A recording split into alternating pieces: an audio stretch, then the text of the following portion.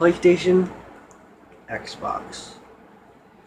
Two very different consoles, yet very similar at the same time.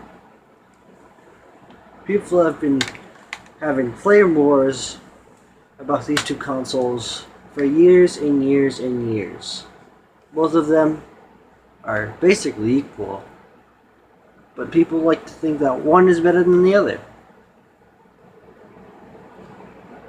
And I can see why people would get defensive over which console they use. Like, someone uses Xbox 360, they'll say that it's better. If someone uses a PS3, they'll think that's better. I'm here to prove that wrong. So, the first reason why I think that Xbox and PlayStation are completely equal is because they basically run the same exact games. I mean, if you look, yes, there are exclusives on both sides, but both sides have their staple. Like, if you're into like say for example, the exclusive Xbox, Halo, Forza, all that stuff. If you like that, you're probably not going to be into whatever PlayStation's exclusives are. I don't actually really know because I haven't played PlayStation all that often. But I know there's not that many that are like Halo or Forza. PlayStation is a very adventure-based console. Like when you're playing your game, there's not a lot of games where it's just high intensity all the time. There's a lot more fantasy games on this, as well as sports games. And here, more of those esports kind of games, you know what I'm saying?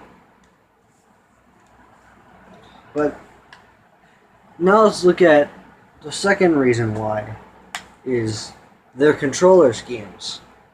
Now think about it. These two controllers are extremely similar, even though you may not like to admit it, they are. So, each one has two triggers, two bumpers, two buttons here, a guide button, whatever, four buttons here that are colored, a left stick, a right stick, and a D-pad. As you can see with this controller, two triggers, two buttons, a guide button. I just accidentally turned on my PS3.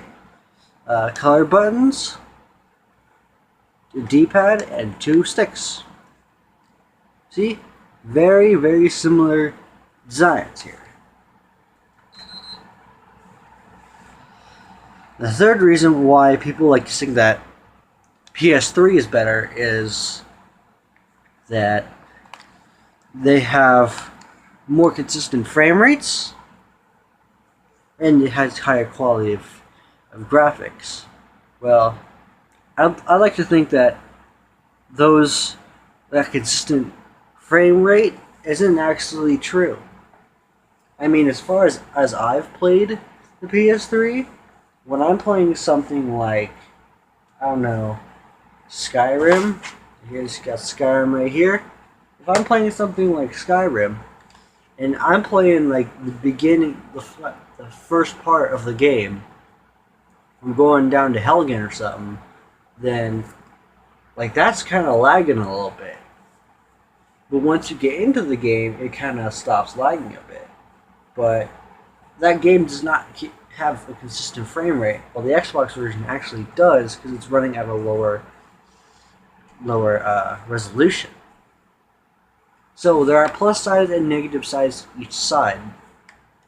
Well, the reason why people think Xbox is better is because of user interface and Halo.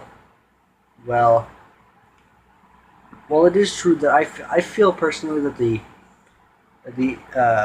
user interface is superior on the Xbox 360, as getting to things is a lot easier and simpler. The PS3 is pretty simple as well. You just gotta, if you know what you're doing, it's not really that difficult. You just gotta take some learning. And so does this. And also, we can't forget about they both had a few major flaws at launch. Like the Xbox's Ring of Death and some hard drive issues with the PlayStation 3. So neither of them had clean launches. And the fourth and final reason that people think these are not equal consoles is just the fact of sleekness and general feel. I mean, people argue the Xbox controller is better because it fits your hand a little bit more. It's like this. You can hit it pretty easily. It's pretty good. Also, the same thing can be said for the PlayStation controller. It fits your hand pretty well. You just gotta have a little bit slightly different position than the other one, but it's not really much different. And you can basically do whatever you want to on this controller. I'm not bringing PC into this because PC is a whole different story for a whole another video. But these two consoles are still very, very similar, and there are ways that I will say that there are ways that one is better than the other. But with that, there are drawbacks that make the other one superior in that way. Like, for example, PlayStation 3 would be a better gaming console for gaming than an Xbox 360, because an Xbox 360 is a full-on entertainment system with movies and everything like that. Movies, videos, apps, all that kind of stuff. And while the PlayStation 3 does have that, it's not nearly as built for something like that. It's built for video games, man. Video games. But that's really what I'm trying to say is basically you have ups and downs of each console, and you can't really have a consistent winner here. There's literally no reason to choose either one of them over one, unless the exclusives, like if you're a massive Halo fan, you're probably gonna get an Xbox. If you're like my friend Gabe, who likes stuff like Shadow of the Colossus, then you'll probably go for a PS3 or PS4. You're going for the remastered version.